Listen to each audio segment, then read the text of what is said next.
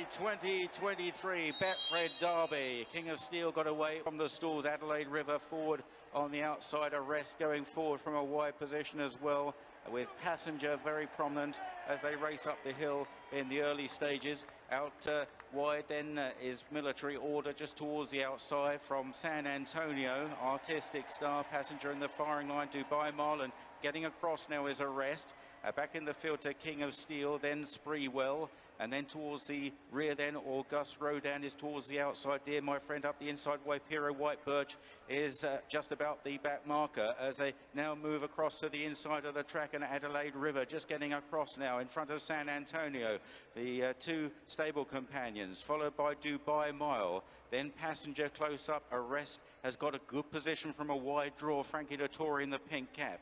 They're followed then by Military Order, Spreewell. On the inside is King of Steel, followed by Dear My Friend, Auguste Rodin, probably got about 4 behind him.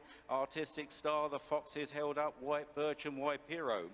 Reaching the highest point on the racecourse now and about to swing on, tumbling down towards Chatham Corner. And it's Adelaide River from stable companion San Antonio. They are 1 and 2. Arrest in a fine position, just 3 off the rail in third place, followed then by Passenger. On the inside, the White Blaze Dubai Mile. They're followed by Military Order, also in a good position from then Spreewell. King of Steel the inside. Waipiro trying to make up ground outside. The Foxes from Dear My Friend, they're just behind Auguste Rodin, a packing field. And then towards the rear, Artistic Star, and finally White Birch as they now swing into Tattenham Corner with about 4 furlongs left to cover in the Betfred Derby. And it's San Antonio and Adelaide River still going stride for stride.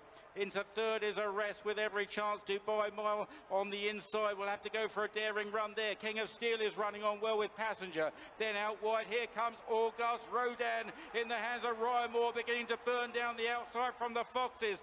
In behind these, Passenger. Arrest is weakening. It's King of Steel that's come through to take it in the hands of Kevin Stott, chased now by Auguste Rodin as they run down to the final furlong. They appear to have it between them. The big horse, King of Steel. Auguste Rodin is thrusting down the near side. Auguste Rodin beginning to get up, and Auguste Rodin gains redemption in the Derby. Auguste Rodin, a 9th Derby for Aidan O'Brien, a 3rd for Ryan Moore. Wore down King of Steel, what a run in 2nd. White Birch back in 3rd, Spreewell in 4th.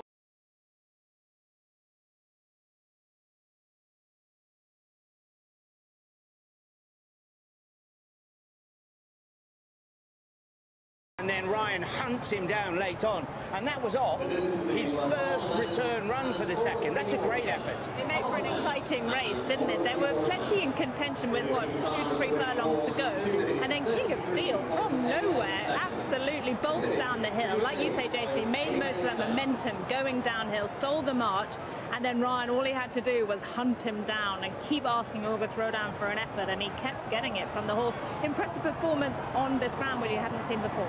The Irish first, 3rd and 4th. White Birch running from right at the back of the field. But what can you say about the second? Withdrawn from the Dante when it went wrong in the stalls, has come here and run an absolute cracker for Ammo, who was 2nd in this race with Mojo Star as well. It's a huge run. That man there, look at, they point to him. So not Ryan only Moore is a Derby winning rider once again. Ryan, firstly, just talk us through the race. He was tough late on. Yeah, we had a smooth run. Landed in a nice spot, and I kind of had William and Frankie ahead of me, and always confident I had them covered. We didn't go that quick, turned into a bit of a dash. He was getting a nice smooth run, but he was still a little bit babyish going there. Always thought I had the race won, and then just had to get into him the last furlong, and he responded very gamely. He's done that quite cosy, I think.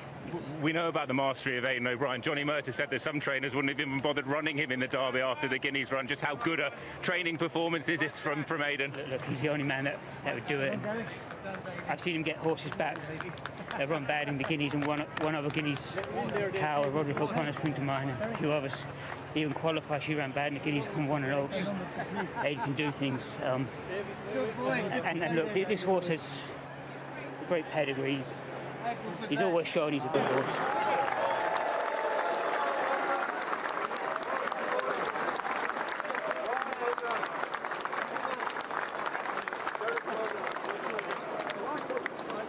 We talked about training performances. Johnny. Brilliant training performance from the winner, but also the second, Roger Varian.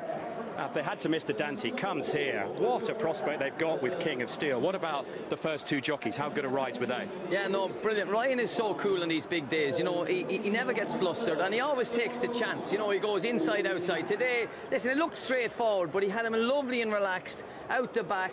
He cruised into the race. In fairness to the second, he got the run on the race probably. He could have stole it. He went down the inside, got the gap when he wanted. He got the best run of the race, but you knew a furlong down. He was bred in the purple anyway. He's out of Rhododendron, who finished second to Enable in the Oaks here. She was a star herself. He's by Deep Impact, the late great Japanese stallion. It was actually Deep Impact's last chance to get a Derby winner here at Epsom, so he's achieved that, and could be invaluable at stud, will he, Johnny? Oh yeah, no, he's going to go straight back now. You know what I mean? They'll probably step him back to a mile and a quarter. He probably might rock up in the Eclipse, and you know what I mean. A pacemaker on the Eclipse, he'd be very hard to beat also. So they'd like to, you know, he's won the Derby. Mile and a quarter would, hey, would add another knot to him. He could win that. And guess who is the sire of the second? Wooden Bassett, Coolmore, King of Steel. What a race that horse ran. Second at 66 to 1. Auguste Rodin did not go off favourite, went off at 9 to 2 in the end.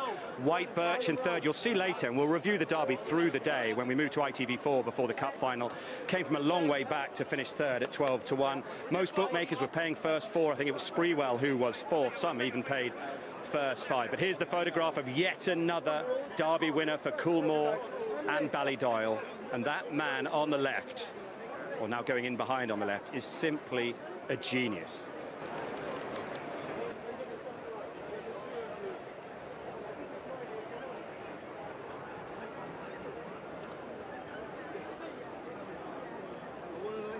So Aidan O'Brien and Ryan Moore having the last photos of an incredible Derby. Ryan goes past us, but let's speak to the magician, the barnstorming Ballydoyle maestro. That is the record-breaking 9-time Derby winner, Aidan O'Brien. And Aidan, in typical O'Brien style, you're about to reel out a whole lot of names. Let's deal with you for a change, because you're in charge of Ballydoyle, and you have so much pressure on your shoulders. In your opinion, have you ever had a better training feat than having a horse just about tailed off in the 2,000 guineas, winning the Derby next time? Yeah, Matt, just before I say, a good friend of ours, Eamon McElroy, is not that well in hospital, and we're just saying, Eamon, we're thinking of you.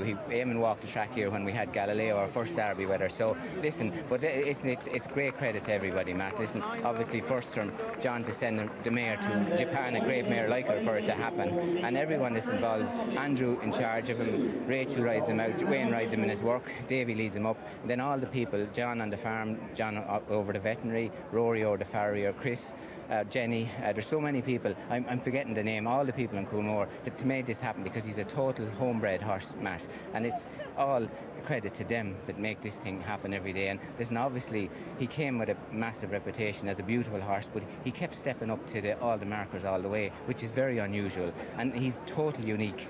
He's out of one of the greatest Galileo mares by the greatest stallion ever in Japan. I can't tell you, he's totally unique. And Ryan said probably didn't suit him. He said he'd have preferred a lot stronger pace, but he said he had to quicken twice. So obviously, Matt, he's so exciting for us, and I feel so grateful and so delighted for all the lads, John and Sue and Derek and Gay and Michael and Doreen and George and Emily and everyone that's no, but I really mean it. I know you do. Everyone that match, you know. So listen, it's great pleasure for us to have anything to do with him, really. But just for a moment, Aidan, can we talk about you? Yeah.